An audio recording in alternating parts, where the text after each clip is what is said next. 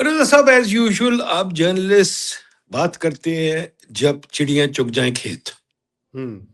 پی آئی اے کی پرائیویٹائزیشن میں بھی بڈھا ہو گیا سن کے 20 سال سے تو ہو رہی ہے. چلو اچھی بات ہے، ہو گئی، چلو بہت اچھی بات ہے، ہو گئی، پر اس کی امپلیکیشن دیکھ لیں. What it shows is that a government is incapable of doing anything. They could not deal with the PIA union جو کہ جم کے بیٹھی ہوئی تھی، جو کہہ رہی تھی کہ ہم نے جہاز اڑنے نہیں دینے، ہم نے کچھ نہیں کرنے دینا. نمبر 2، اس کو اگر کسی کو بلیم کرنے تو بلیم کرے فائنانس سیکرٹری، ایویشن سیکرٹری، باقی سیکرٹری کو جو سارے بورڈز پہ بیٹھے ہوتے تھے، جو مفت سیریں کرتے تھے پوری دنیا کی. آپ پی آئی اے کے بورڈ کی ممبرشپ کا مطلب یہ تھا کہ آپ ساری دنیا میں ٹکٹ فری لے سکتے تھے، روزویلٹ میں فری لے سکتے تھے، رہ سکتے تھے. ان چیزوں نے ہمیں برباد کیا. ہم وہ چیزیں بھول جاتے ہیں، ہم سوچتے ہیں پرائیویٹائز ہوگی. یہ ڈوبی کیوں؟ ایک بڑی بات ڈوبنے کی تھی، ضیاء الحق نے کہا شراب نہیں سرو ہو سکتی. پوری دنیا کی ایئر لائن شراب سرو کرتی ہیں، پی آئی اے نہیں کرتی. ٹھیک ہے، میں جب آئی ایم ایف میں تھا تو مجھے بڑا مہنگا ٹکٹ ملتا تھا ٹریول کرنے کا. میں اپنے کالج کے تو پی آئی کہتے یار شراب تو نہیں ملتی، ہم کیوں جائیں وہاں. ٹھیک، تو مسئلہ یہ ہے کہ یہ خراب کرنے میں بہت سارے ہاتھ ہیں. It clearly shows the government is incapable of governing. تو پہلی چیز تو یہ سوچ لیں. نمبر 2، پی آئی پرائیویٹائز بڑی اچھی بات ہے یار. پرائیویٹائز نہیں، بینکرپٹ ہو گئی ہے. پرائیویٹائز تو ہوتی ہے جس میں کوئی فائدہ ہو، اس میں کوئی فائدہ نہیں ہے، اس میں صرف بینکرپسی ہے کہ ہمیں کیا پیسے ملیں گے، کچھ بھی نہیں ملیں گے. اور کیا پی آئی کہلاتا ہے، اس کو 10 سال لگ جائیں گے بنتے بنتے، اگر بنی ٹھیک ہے، پر پھر بھی میں کہتا ہوں بڑی اچھی بات ہے. بالکل نہیں میں اس کے اگینسٹ، بڑی اچھی بات ہے. اسی طرح اور چیزیں بھی. تو یہ کوئی بڑی پرائیویٹائزیشن، سب سے بڑی پرائیویٹائزیشن جو آپ کے تیسرے پوائنٹ سے ہم آ جائیں گے، جو حکومت کر ہی نہیں سکتی، کسی حکومت میں دم ہے تو مجھے دکھا دے. جی، اور وہ ہے زمین کے حوالے سے، وہ ہے جو آپ کے بیوروکریٹس، آپ کے بھائی جن گھروں میں رہتے ہیں، ہر شہر کے گھروں کے ڈاؤن ٹاؤن جو ہے وہ آپ کے بھائی رہتے ہیں وہاں. آپ نے دیکھا ابھی ہماری ایک بڑی اچھی، آپ کی تو ہمشیرہ میری بیٹی جو کہ سپرنٹینڈنٹ کسی پولیس میں ہے یا کہیں ہے، اس نے ویڈیو اپنا بڑا اچھا لگایا کہ مرڈر وہ کرائی ہے، سالو کرائی ہے مرڈر. ٹھیک، تو وہ کہاں کس گھر میں رہتی ہے، کس محل میں رہتی ہے، کیسی اچھی چیزیں اس کے پاس ہے، یہ چیز ہے. تو میں تو اس حوالے سے دیکھتا ہوں پی آئی اے کی یہ پرائیویٹائزیشن کچھ نہیں ہے. پرائیویٹائزیشن وہ ہوگی جیسے لاہور کا جی او آر، اسلام آباد کا جی او آر، جیلم کا جی او آر اور فیصل آباد کا جی او آر بکے، کیونکہ ان کے پیسے آئیں گے. اس کے تو 135 بلین تو پی نٹس ہے یار. یہ تو جی ہر وہ سلیکن ویلیو بچہ جیب میں لیے پھر رہا ہے. جی لیکن ندیم بھائی جان تو چھوٹی نہ دیکھیں، یہ جو پبلک سیکٹر کارپوریشنز ہیں، یہ ہمارے بجٹ کو بھی اور ٹیکس پیئرز کے جو پیسے ہیں وہ ان کو بھی تو کریں. دیکھیں یہ عارف حبیب گروپ نے 135 ارب کی بولی جو ہے وہ انہوں نے دی، اور اس پہ لکی سیمنٹ نے 101 ارب کی بولی دی تھی، ایئر بلو 26.5 ارب، عارف حبیب گروپ نے 115، اور پھر دوسرے مرحلے میں آپ کو پتا ہے کہ وہ اضافہ ہوا، اور پھر لکی سیمنٹ جو وہ نکل گیا. رضا صاحب don't miss the fine print. جو حکومت کو پیسے ملنے ہیں وہ تو 10% ملنے ہیں، جی، باقی یا سارے ری انویسٹ ہو 8% گئے. ملنے ہیں. ٹھیک ہے، باقی ان لوگوں نے ری انویسٹ کرنا ہے، اپنی بزنس چلانے کے لیے ری انویسٹ کرنا ہے. ٹھیک ہے، پر پھر بھی میں کہتا ہوں آپ سے میں فلی متفق ہوں، بڑی اچھی بات ہے، کیونکہ ہماری حکومت تو کام کرنے کے لائق ہی نہیں ہے. ہماری حکومت تو صرف ہم سے ٹیکس لے گی، صرف ہم سے ٹیکس لے گی، ڈنڈے کے زور ٹیکس لے گی، اور پھر خرچ دے گی ایسے کہ پی آئی اے یونین کو دے دیا، فلانی یونین کو، باقی چیزیں بھی بیچتے. ضرور بیچے، میں تو کہتا ہوں 100% بیچنے کی ضرورت ہی نہیں، وہ تو بینکرپٹ ہے. جس دن زمین بیچ کے دکھائیں گے جی او آر کے، جس دن بیچ کے دکھائیں گے سرکاری گاڑیاں، جس دن سرکاری پروٹوکول بھی دیکھ کے بیچ کے دکھائیں گے، اس دن مجھے کہیں کہ ہمارے پاس حکومت ہے. ابھی تو ہمارے پاس کوئی حکومت نہیں ہے، صرف یہ مذاق چل رہا ہے کہ جی اسٹیل مل لگا دی، اس کو بیچیں گے. آپ اسٹیل مل بیچیں گے، اسٹیل مل میں کیا رہ گیا؟ زمین ہے اور تو کچھ نہیں، اور زمین بھی قابو کی ہوئے لوگوں نے. دیکھیں نا، ہم سچ نہیں بولتے. رضا صاحب آپ بھی جرنلسٹ جو ہے نا، یا میڈیا والے لوگ، خیر یو ناٹ اے جرنلسٹ، پر ہمارے جرنلسٹ سچ بولتے نہیں، نہ بول سکتے ہیں. میں ان کو روز بتاتا ہوں، وہ کہتے نہیں آپ سے نہیں بات کرنی. ہم سچ نہیں ہمیں چاہیے، ہمیں چاہیے صرف بناوٹ. ہاں بڑی اچھی بات ہے پی آئی اے، تالیاں آگے چلیں.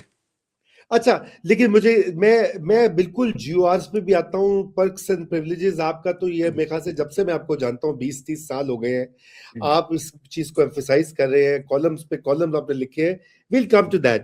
لیکن مجھے یہ بتائیے کہ یہ پرائیویٹائزیشن جو ہوتی ہے، اس کے پروز تو ہمیں پتہ ہے کہ بھئی حکومت کا جو بجٹ ہے وہ اس میں ہوگی آسانی. اس کے کونس کے اوپر بھی بہت تنقید بھی کی جاتی ہے کہ ورکرز جو کہ اسٹیٹ نے ہائر کی ہوتے ہیں, پرائیویٹ جو آ کے اونرز ان کو فارغ کر دیتے ہیں, ان کا نقصان ہوتا ہے. پھر اس کے علاوہ یہ کہ کیا یہ انویسٹمنٹ کو فیسیلیٹیٹ کرے گی. میں اکنامک گروتھ کے پوائنٹ آف ویو سے بات کر رہا ہوں. پہلے دیکھیے ورکرز کے لیے میری کوئی سمپتھی نہیں. I have اچھا, no وہ sympathy for public sector workers. Public sector workers کو نہ صرف فائر کرنا چاہیے, ان کو کوڑے بھی مارنے چاہیے. ندیم بھائی یہ نہ کیا کرے ایسی باتیں. میری بات سنیں, میری بات سنیں, میں خود دیکھا ہے کہ جو میرے ساتھ بندے کام کرتے تھے سارے ہڈ حرام, سخت ہڈ حرام. مطلب وہ 3 گھنٹے دن میں کام نہیں. اچھا یہ پی آئی اے کیا جہاز, ابھی پچھلے دنوں ایک جہاز گیا ٹورانٹو, پی آئی اے کا سٹاف بھاگ گیا اسائلم لینے کے لیے. دیکھیں آپ please let's look at the mirror in the face.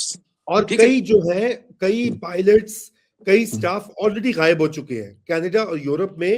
اور ایک یہ آپ کو پتا پوری انکوائری چل رہی ہے. یہ تو آپ کی بات درست ہے. یہ پھر مجھے بتائیے ان ہڈ حراموں کے لیے جو ہمارے ٹیکس پیئر کے پیسے پل رہے ہیں, عیاشیاں کر رہے ہیں, فری ٹریول کر رہے ہیں آل اوور دی ورلڈ, کیا ان کے لیے آپ کے پاس کوئی سمپتھی ہے؟ میرے پاس تو نہیں ہے یار. دیکھیں سارے تو بیچارے ایشی نہیں کرتے نا, بیچارے غریب لوگ ہوتے ہیں, ان کو نوکریاں تو ملتی ہیں نا ندیم بھائی. یار یہ آپ جیسے لیفٹی ہمیشہ یہ کہتے ہیں, آپ جیسے لیفٹی ہمیشہ یہ کہتے ہیں ہائے بیچارے غریب. وہ یار مجھے بھی دکھا دے غریب پبلک سیکٹر ورکر, میں بھی جان جاؤں. سالے میرے گھر کے ساتھ آئے, میں آپ کو دکھاتا ہوں ان کے جو گھر ہے. سالے یشی کر رہے ہیں یہاں ڈاؤن ٹاؤن میں بیٹھے ہوئے ہیں, مفت بیٹھے ہوئے ہیں, ان کے بچے بیٹھے ہوئے, کیا پتے اب کرے یار. خدا کے واسطے یار مجھے لیفٹی باتیں نہ کہیں, میں اس سے تنگ آ گیا. آگے بتائیے.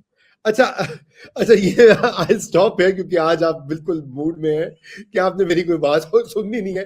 لیکن مجھے یہ بتائیں کہ جو عارف حبیب گروپ اب پی آئی اے لے لے گا, کیا یہ واپس وہ پیسے جو ہے 100 ارب سے زائد وہ جا کے ری انویسٹ کرے گا اس میں کہ کئی یہ معاملہ, کیونکہ ہمارا پرائیویٹ سیکٹر بھی تو, آپ پبلک سیکٹر کی تو باتیں کر رہے ہیں ندیم بھائی, پرائیویٹ سیکٹر بھی ماشاءاللہ پاکستان کا. دیکھیے اس کو جو ماں ہوتی ہے نا, ماں کا لاڈلا بچہ جو ہوتا ہے یا باپ کا لاڈلا بچہ, وہ ہمیشہ خراب اٹھتا ہے.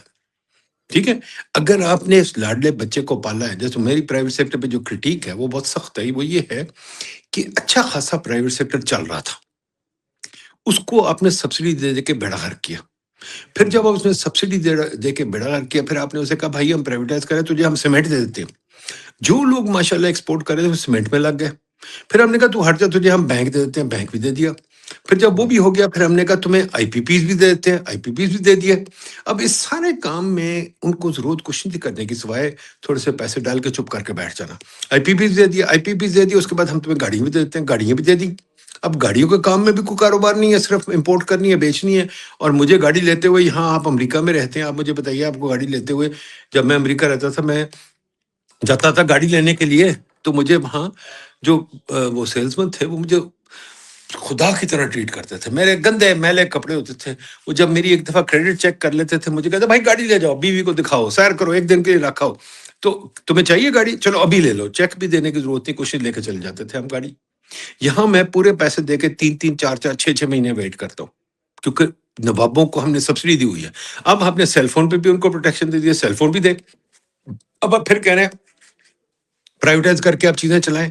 اور بھائی یہ کب آئیں گے ایکسپورٹ کرنے پہ, یہ کب آئیں گے مارکیٹ میں رسک لینے کے لیے؟ یہ جو پرائیویٹائزیشن, یہ چیزیں رسک نہیں لیتے.